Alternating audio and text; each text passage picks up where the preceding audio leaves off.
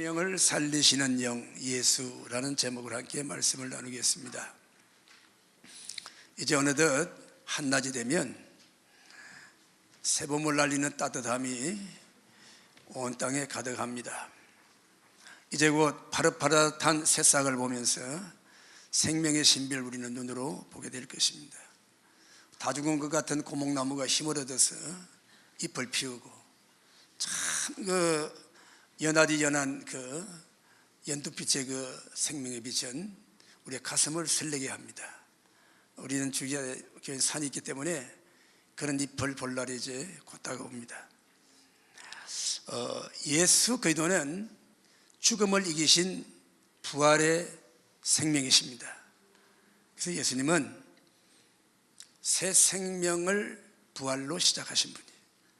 부활로 말미암아 우리의 죽음의 문제가 해결되고 영원한 생명이 열리게 되고 또 온 우주 만물의 창조 역사가 회복되는 것입니다. 그래서 부활하신 예수님이 다시 오시는 재림의 그날에 이 만물이 새롭게 된다고 성경은 말씀하고 있어요. 창조의 본래 모습이 회복되고 하나님의 찬란한 영광이 온 우주에 가득하게 될 것입니다. 우리 조국인 이 대한민국은 사계절이 뚜렷하잖아요. 그래서 이 추운 겨울이 지나면 반드시 봄은 옵니다. 왜 이렇게 겨울이 긴가? 그러나 어느 땐가는 봄이 와요. 그건 하나님이 그렇게 정해놓으신 것이죠. 그리고 올해는 그렇게 또 큰 추위가 없었어요. 그래도 지금도 아침 저녁은 쌀쌀하지만은 봄이 오는 것을 막을 수가 없습니다. 얼었던 대지가 온기에 쌓이게 되고 고목나무의 마른 뿌리의 수분을 뽑아 올리면 가지는 생명의 기운으로 새로운 싹을 돋게 하지요. 로마서 8장 21절을 보면 그 바라는 것은 피조물도 썩어짐의 종로로 단 데서 해방되어 하나님의 자녀들의 영광의 자유에 이르는 것이라. 피조물이 다 이제까지 함께 탄식하며 함께 고통을 겪고 있는 것을 우리가 아느니라 그랬어요. 사람이 하나님의 형상대로 지음받고 에덴 동산에서 행복하게 살았는데 죄가 들어와서 죽음과 멸망이 들어오고 그 죄를 사주한 마귀의 종이 되었어요. 그 사람은 세상으로 쫓겨나게 되었죠. 그래서 만물에 썩어짐이 오고 만물도 고통당하고 하나님의 자녀들이 회복되었어요. 주님 오시는 그날에 이 만물도 그 썩어지면서 해방되기를 기다리고 있다. 그렇게 로마서 8장이 말씀하고 있습니다. 우리가 생명이 움돋는 것을 보면 작은 씨를 땅에 심으면 그 씨에서 싹이 나잖아요. 참 신비한 일이죠. 어떻게 작은 씨를 심었는데 그 나무가 싹이 나고 자라게 되면 큰 나무가 되고 수많은 열매를 맺게 되죠. 그와 같이 우리 안에도 영적인 생명이 있는 것입니다. 하나님 주신 영원한 영생을 할 수 있는 영원한 생명이 우리 안에 있어요. 그런데 하나님을 만나지 못해서 죄사함을 받지 못해서 죄로 말미암아 그 영이 죽어지게 된 것입니다. 그래서 예수님은 우리를 살리시려고 육신의 몸을 입고 이 땅에 오셔서 그 몸으로 우리의 죄를 다 짊어지시고 가장 처참하고 비참한 모습으로 십자가에 죽으셨어요. 그런데 놀라운 것은 가장 영광스러운 모습으로 부활하신 것입니다. 주님의 부활을 믿으시길 바랍니다. 주님의 부활은 육체의 부활이에요. 영도 부활하시지만 육체가 부활하셨다는 것입니다. 그래서 이 고린도전서 15장은 부활에 대한 말씀을 하고 있는데 우리의 몸도 이 땅에 사는 동안에 육신을 가지고 살다가 우리가 죽어요. 죽는다고 하는 것은 우리 속에 있는 영을 하나님이 불러가시는 것입니다. 그래서 불렀다, 하늘에서 부르셨다, 소천하셨다 그러잖아요. 아니면 돌아가셨다. 그 영혼을 사람에게 주셨는데 하나님이 그 영혼을 도로 찾아가셨다고 말이에요. 영혼을 주신 하나님께로 돌아갔다는 거예요. 뭐가요? 영이 돌아갔다는 거예요.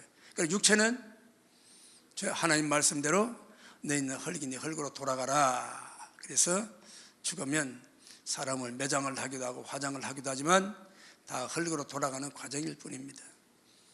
주님이 다시 오시는 그날에 예수님께서 무덤에 장사 지냈는데 그 몸이 다시 살아 부활하신 것 같이 우리들도 몸으로 다시 부활한다는 거예요. 그걸 믿으시길 바랍니다.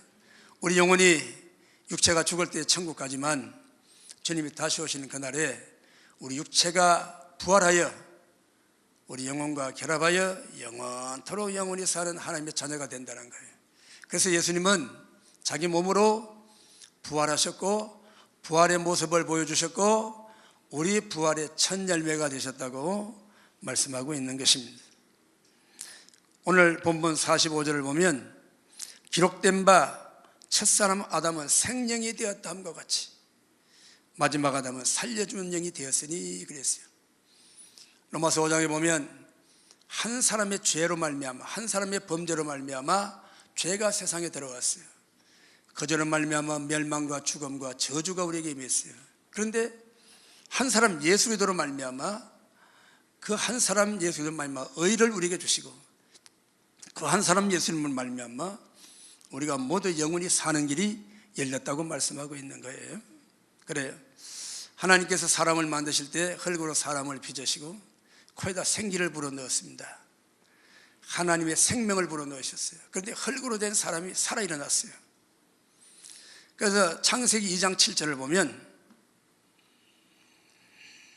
여호와 하나님이 땅의 흙으로 사람을 지으시고 생기를 그 코에 불어넣으시니 사람이 생영이 된지라 그랬습니다. 생명이란 말은 살아있는 영적인 존재라 그런 뜻입니다. 그래요. 세상에 살아있는 존재들이 많이 있잖아요. 소도 살아있고 개도 살아있고 돼지도 살아있고 닭도 살아있고 살아있는데 살아있는 존재들도 잡아서 먹잖아요. 그래서 요새는 또 뭐 동물 보호법이 생겨가지고 뭐 애완동물은 잡아먹으면 안 되고 잡아먹었다가 신고하면 걸리고. 예전에는 교회에서도 어제 야외 가면 개 잡아가지고 개 잡아먹고 그랬어요. 특히 남전도에서 그랬는데 지금은 그러다가 큰일 납니다. 큰일 납니다. 그래서 어떤 교회에서 그런 일이 있었대요.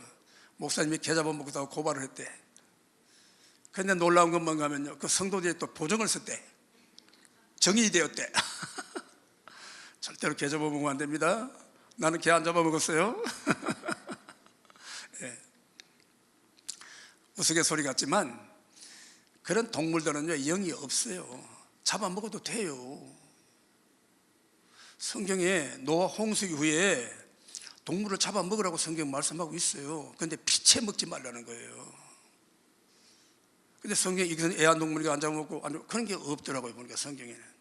어쨌든 그거는 이제 또 문화적인 현상을 또 무시할 수가 없으니까 그것도 존중해야 되겠죠. 그래요.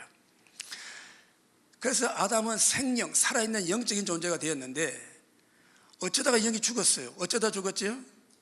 에덴 동산에 뱀의 형상을 하고 찾아온 마귀의 말을 듣고 속아서 유혹을 받아서 하나님이 이 선악과 따르면 정령 죽는다. 다른 모든 건 다 먹어도 되지만 이 한 가지만 지켜라. 그걸 못 지켰어요. 마귀의 말 듣고 안 지켰어요. 하나님이 뭐 그냥 주셨으면 다 주지 뭐. 그 하나 왜 안 주실까? 그게 그렇게 아까운가? 어떻게 생겼길래 못 먹으라고 그러는 거야? 쳐다보고 그냥 마귀가 유혹을 한 거예요. 하나님이 금하신 것은 쳐다도 보지 말아야 돼. 생각도 하지 말아야 돼. 유혹이 거기에 있는 거예요.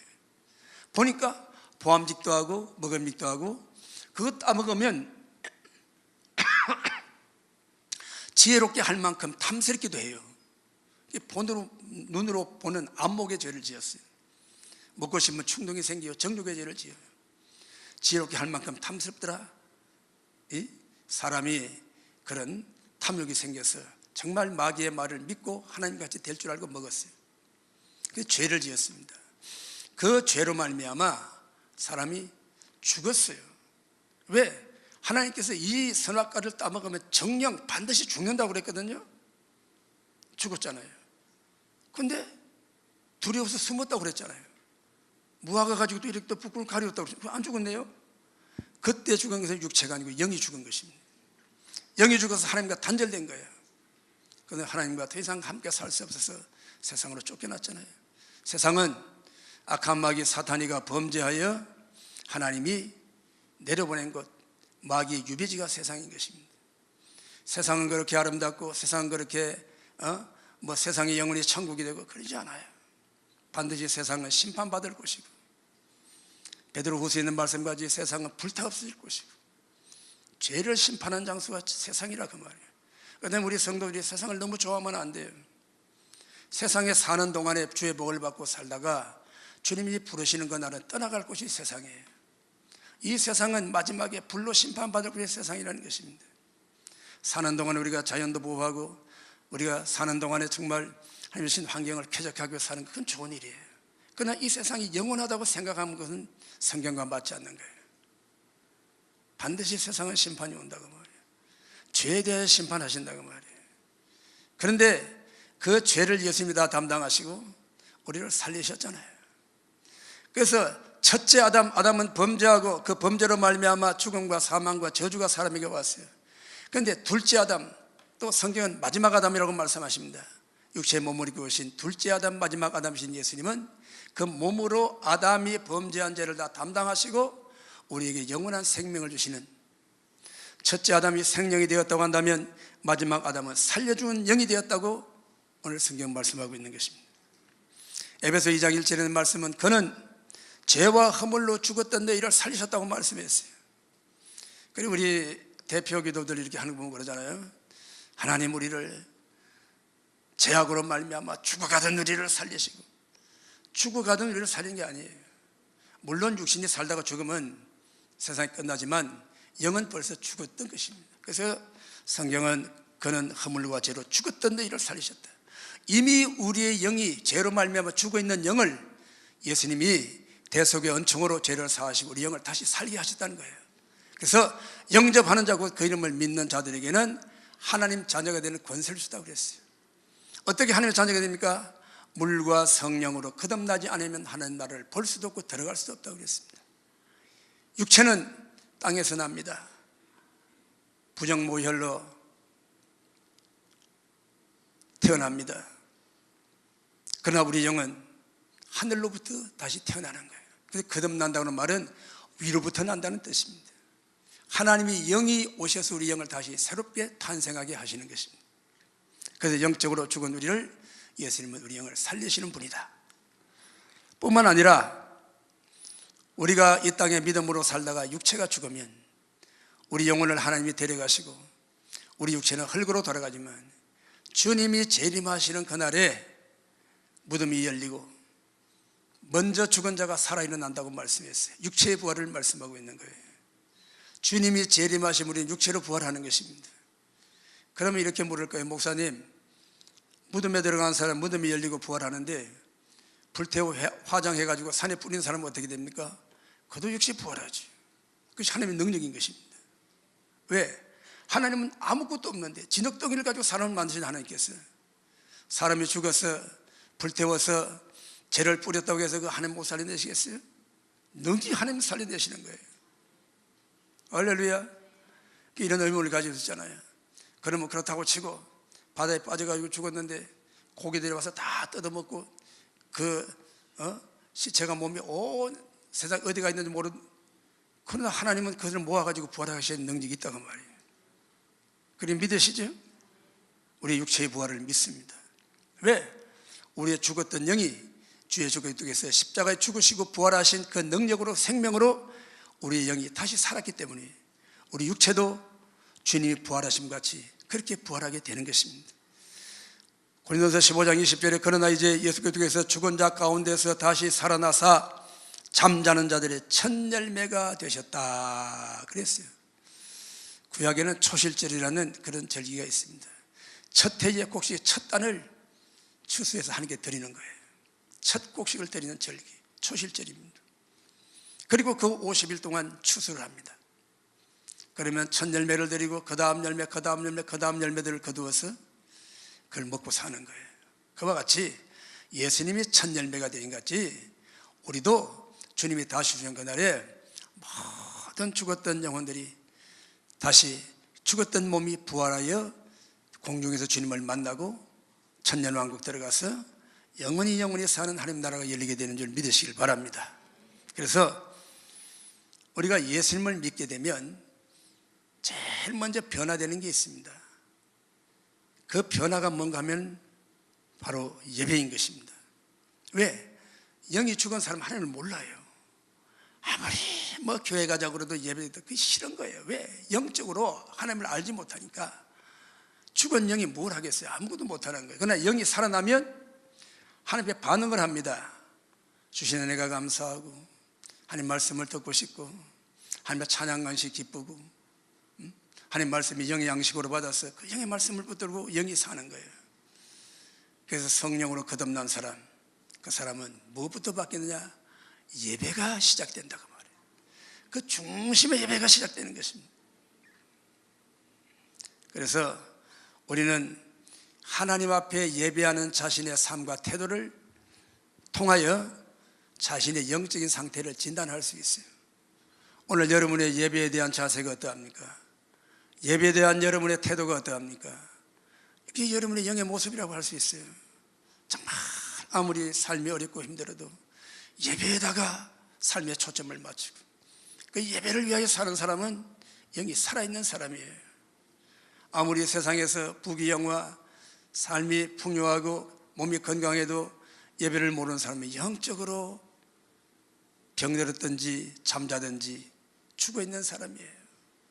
오늘 여러분 예수 그리스도의 부활의 영으로 성령으로 여러분의 영이 살아 깨어나시기를 축원합니다. 부활하신 예수님은 하늘에 오르시고 하늘 보좌에 부활하신 몸으로 계셔요. 그러나 예수님은 성령으로 이 땅에 다시 오셨어요. 그분이 약속하신 대로 보혜사가 너희에게 오시면 너희를 고와 같이 버려두지 아니하시고 너희와 영원히 함께 있게 하리라. 할렐루야. 성령은 우리 안에 오셔서 우리의 아버지가 되시고 우리의 생명이 되시고 주 예수를 믿게 하시고 부르게 하시고 예배하게 하시는 생명이 주 예수의 영으로 우리 안에 오셨다고 말이에요. 그렇습니다. 그러니까 우리의 예배는 종교적인 행사가 아니에요. 예배는 살아계신 하나님을 만나는 시간인 것입니다. 그렇기 때문에 예배는 보는 게 아니에요. 예배 보러 간다, 그건 틀린 말이에요. 예배를 보러 가면 예배를 구경하러 가나요?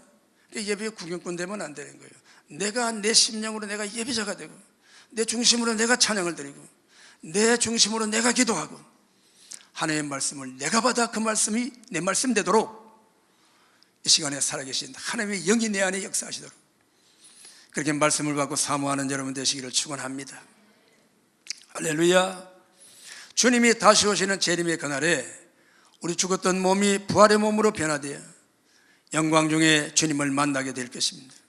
그날에는 주의 호령과 천사장의 소리와 하나님의 나팔 소리로 주께서 친히 강림하실 때 그리스도 안에서 죽은 자들이 먼저 일어난다고 말씀하고 있어요. 그 나중에 살아서 주님의 재림을 맞이하는 자는 죽음을 통과하지 않고 몸이 부활의 몸으로 변화되어 주님을 만나게 되는 것입니다. 이 부활의 영광을 사모하시고 여러분의 심령이 부활하듯 여러분의 육체의 건강도 부활하고 가정의 신앙도 부활하고 사업도 부활하고 주님 안에 뜻을 두고 기도하는 문제의 부활의 영광으로 응답되시기를 축원합니다. 한국교회는 일제시대와 6.25 사변을 지나면서 그야말로 죽음 같은 고통과 완전히 잿더미 파괴되는 그런 황무함을 겪었습니다. 그리고 그 죽음 같은 고난 속에 실제로 많은 성도와 주의 종들이 순교의 피를 흘렸어요. 북한에는 2,500여 개의 교회가 있었답니다. 그 교회들이 다 무너지고 파괴됐어요. 하나님을 예배하던 제단들이 아주 황폐화되어 버렸어요. 그곳에 다시 문을 열지 못하고 그곳에 다시 사람이 모이지 못하고 그곳에 다시 하나님의 이름을 부르고 예배하는 일이 끊어지게 됐잖아요. 그래요. 북한에는 신앙이 죽고 교회가 다 죽었어요. 그러나 주님께서는 그냥 두지 아니하시고 에스겔 골짜기에 해골대와 마림뼈가 주의 말씀과 생기의 능력을 일어나듯이 우리 하나님께서 그렇게 반드시 새롭게 일으킬 그날이 반드시 올 줄을 믿습니다. 그래요. 어떤 신앙의 선배 되시는 분이 그런 말을 했대요. 교회는 순교의 피를 먹고 자란다. 그래요. 우리가 이제 3월 1일 100주년 이제 3.1절을 우리가 맞이하게 되잖아요. 그 일제의 그 제국주의 그 정권이 얼마나 우리나라를 핍박했습니까? 그런데 가장 극심하게 핍박한 그 대상이 누구냐? 바로 교회인 것입니다. 왜 그렇습니까? 일본 천황, 우선 신사를 만들어 놓고 일본 천황의 신이라고 말이에요. 거기다 절하고 거기다 숭배하고 일본 천황을 섬기고 교회는 다 문을 닫게 하고 예배를 다 폐지하고, 그래도 신앙을 고백하고 예배하는 사람들은 잡아다가 가두고 고문하고 죽음에 넘기고, 많은 성도와 많은 죄종들이 순교의 피를 흘렸잖아요. 3.1운동이 일어날 때 화성의 제암리라는 곳에 1919년 4월 15일에 큰 일들이 일어났어요. 일본 헌병들이 들어왔습니다. 거기에 들어와가지고 3.1 운동할 때, 만세할 때 인근의 그 바란 장터에서 만세 부르는 사람을 가혹하게 그렇게 매를 때리고 폭행을 했다고, 일본 순사들이 와가지고 사과하겠다고 주민들을 모아가지고 교회당에다가 불러 모았어요. 그때 23명이 교회당에 들어갔대요. 그렇게 속여서 교회당에 모아놓고는 거기다가 총질을 해야 된 거예요. 그래서 거기 같이 있던 사람들 중에 한 사람이 총질을 하는데 그냥 공포탄을 쏘는 줄 알았대요. 근데 정신을 차리고 보니까 사람들이 쓰러지고 교회 바닥에 피가 흥건하게 막 흐르고, 그야말로 이건 막 죽음의 그냥 아수라장이 된 것이죠.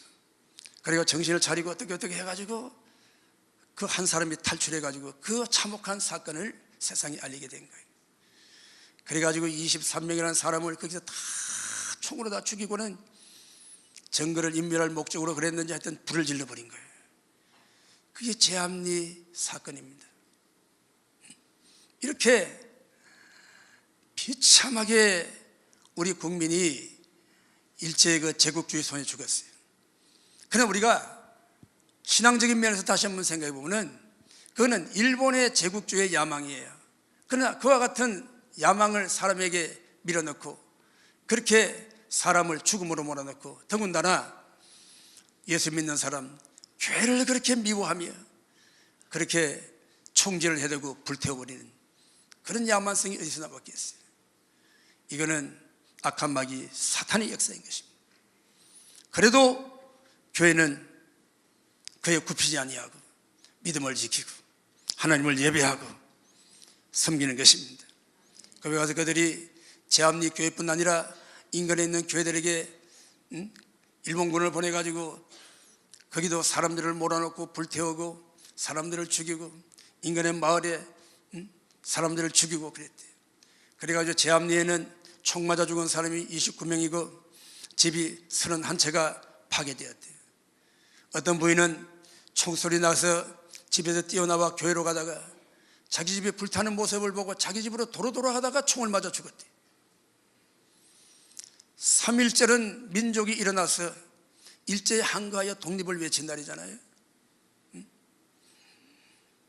3.1 운동 정신 속에는 천황이라고 하는 이 우상을 만들고 기독교 신앙을 말살하려고 하는 사탄의 세력을 향하여 죽음으로 신앙으로 항거한 놀라운 영적인 승리의 시간들인 것입니다. 사탄의 세력을 향하여 항거한 이 선조들의 신앙, 우리는 그 신앙의 생명을 가져야 되는 거예요. 오늘 여러분 너무 세상이 평안하고 세상의 문명이 너무 좋고 이런 영적인 야성들이 다 마비되어 있어요. 그래서 교회마다 예배가 무너지고 기도가 힘을 잃고 전도하는 목소리가 약해지고 있잖아요. 오늘 여러분, 우리는 주님이 자기 몸을 죽음에 내어주시고 우리 죄를 위하여 피 흘려 죽으시고 부활하신 이 부활의 영광을 바라보며 새 힘을 얻고 우리는 일어나야 되는 것입니다. 오늘 산 우리 성도들이여, 우리 선교자들의 신앙, 그 민족 정신을 본받아 우리가 영적으로 무장하지 않으면 우리의 다음 세대를 하나님의 사람들로 세울 수가 없어요. 문명에 길들여지고 편리함이 길들여지고 하나님의 예배는 두 번째, 세 번째가 되고 세상에 빠르고 자기 유익에 빠르고 죄악에 물들여져서 하나님을 알지 못하고, 여러분 세상의 심판은 하나님의 교회가 기준입니다. 하나님은 세상 보시지 않아요. 세상은 어차피 하나님 모르기 때문에 마귀 손에 있기 때문에 그들은 죄 짓고 그들은 범죄하고 그들은 음란하고 그들은 자기 야욕을 위하여 정치 투쟁하고 싸우고 그건 뭐 노동력, 그건 뭐 악한 마귀 사탄이 속했기 때문에 그건 하나님이 보시지 않습니다. 그러나 하나님이 기대를 두고 하나님이 보시는 것은 교회입니다.